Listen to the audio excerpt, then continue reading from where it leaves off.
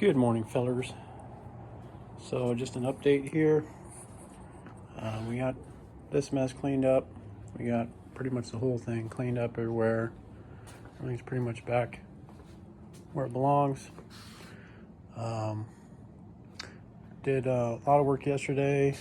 Got some of those vent holes drilled, and we're gonna have this carpet on there, so I think that'll be good enough. I might do a couple more on that side. That's good for the venting. We've got the fuse blocks. I added in a couple pieces of wood, and we got this nice little piece of plexiglass there to act as a, guard. Got some of our storage back in there, so I actually have some camping gear loaded up in here again. A little bit up there, blah blah. We also cut in the little vents here for the air intake, and I can feel it's pulling in air really good. We also mounted the little magnet strips so we can have like knives and forks and things like that, anything obviously magnetic, anything steel. And just kind of slapped in this little filter for the air intake in an angle. And I'm just trying to keep the majority of dust down, from getting in here and then getting into the electronicals. And then we added in our trash can holder deal, we added in a little bit of a weather strip, and this really is to keep any water from getting here, because we've got a sink right here, so that's really just meant to keep the water from. Probably gonna have to glue it down because this stuff typically doesn't self-stick very well, but we'll see how it holds up. I'll check it periodically, but especially when we actually get the water system pressurized, definitely going to come back to that. And we still got some nail holes to fill. Need to paint this, but yeah. So anyways, update on this. So I added in an A&L fuse for the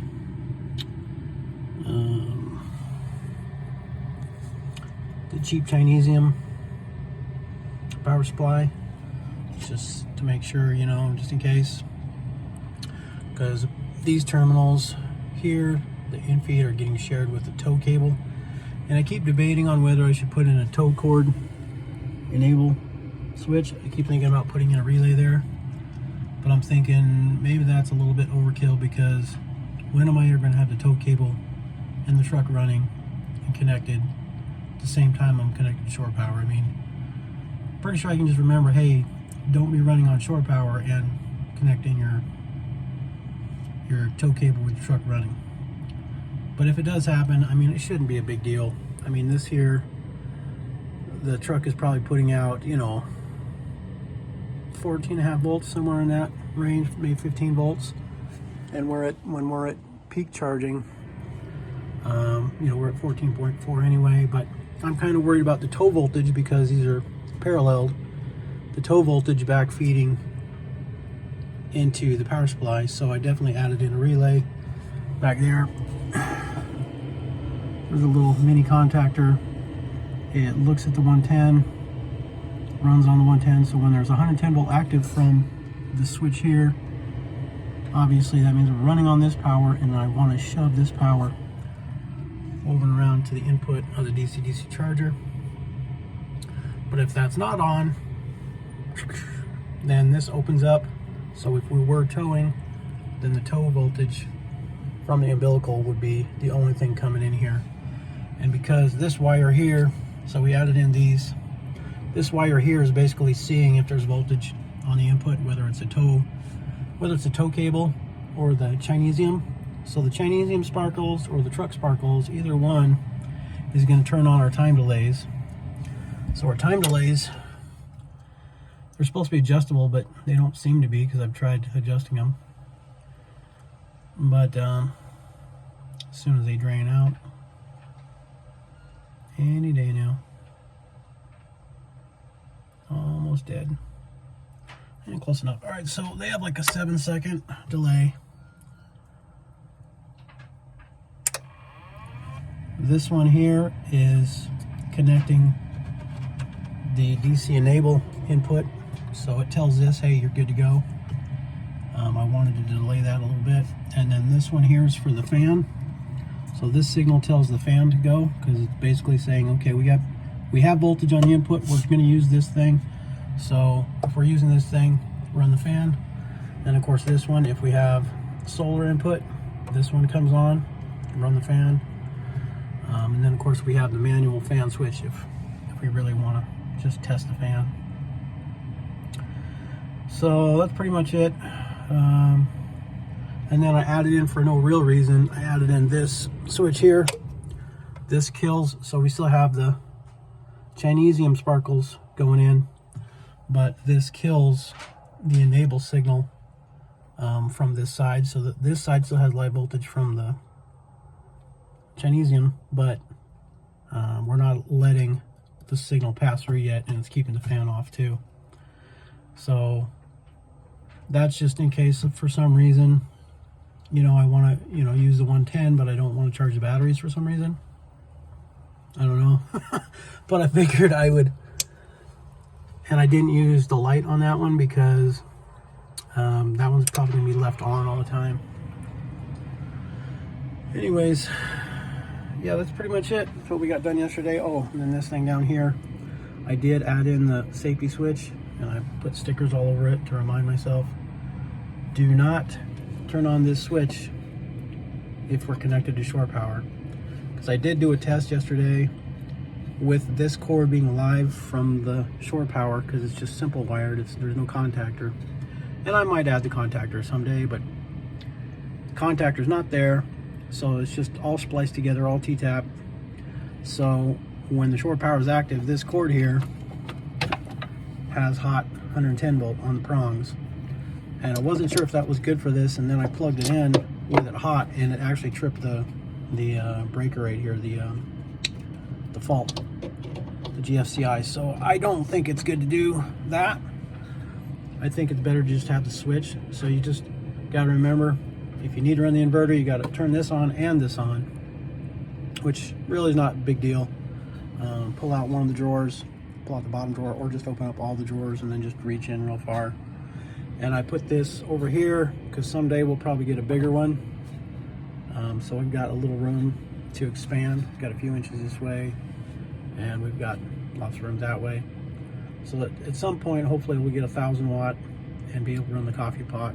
Would be kind of a nice thing, but you know, I think we're already overkilling it as it is. I don't think we really have to go super gung-ho with it. So having said all that and done all that,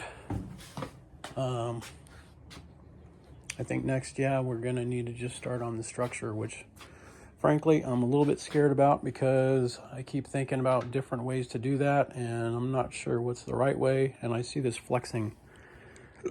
I see the frame right now is already flexed about 1 inch from end to end, because the weight is all there, and this is hanging out quite a bit. So I'm worried about this whole thing kind of, you know, flexing as it's going down the road. And this area is pretty weak, because you have a door here, you have a door here, and there's not a lot of meat to be putting in any structure. I mean, we shouldn't need any, it's steel frame. I think the foam by itself, if we only have foam, I think that'd be plenty strong, just as a, you know, just as an outside protection, like an umbrella. That's all we need. We don't need, you know, like a steel frame structure. The foam is really, really rigid. Once you actually have everything connected and glued up and then wrapped with the PMF, it's going to be very, very strong. But I think that we're definitely going to have to do plywood, thin, the super thin, like 1/8 inch. Actually, it's like 3/16. I think we're going to have to do that on the inside for sure, because if nothing else, I don't have nothing to screw to if it's just straight foam. I've dealt with that with this cabinet and with this cabinet, and if you have to screw something in, like adding in that magnetic strip, you know, I had to use these anchors, and you can see how the foam is kind of, well, it's hard to see, but you can kind of see how it just sunk in, even though there's a coating. This is that weed cloth stuff. This weed cloth stuff. And this stuff is pretty solid. But yeah, it's not like plywood where it's, you know, definitely really stiff. So just to avoid having to do weird stuff like that, and like this cabinet here had the mounting for the light, and just for a light I had to do through bolts, because, you know, I've tried all kinds of, you know, toggle bolts and stuff, and none of it's really just strong enough to really secure things with. So at least on the inside wall, we need that thin plywood to be our mounting surface for things, you know, to screw into like curtain rods and, you know, pictures and hooks and, you know, whatever else we might be doing. And then probably going to do some upper cabinets on both sides, and just be easier with some plywood there. So I'm thinking I'm probably just going to do that. Plan on doing super thin 3/16 on the interior skin all the way, and then basically just foam on top of that. So that's what I'm thinking, but I got to keep thinking, because I got to think about how to do the frames for the doors. And the figuring is what takes out all the time. Figuring out how you're going to do everything just takes, at least for me, takes massive amount of hours where I'm just scratching my head for days and days. But at least, you know, with the OCD, I can sit here and play with switches. So at least there's that. Wee. So, yep, there we is. And that's what we be is doings next is. Thanks for watching. Keep your sticking some stuff.